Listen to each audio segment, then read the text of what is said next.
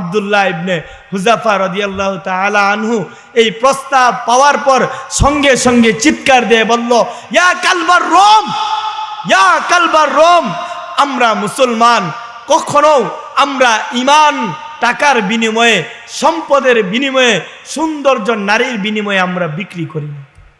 হে কালবার Rome, হে রোমের কুত্তা, এভাবেই সম্বোধন করে রোম সম্রাট।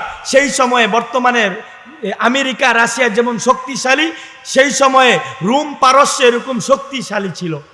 এখন আমেরিকা রাশিয়া যেরকম শক্তিশালী, সেই সময়ে রোম পারস্য এরকম শক্তিশালী ছিল।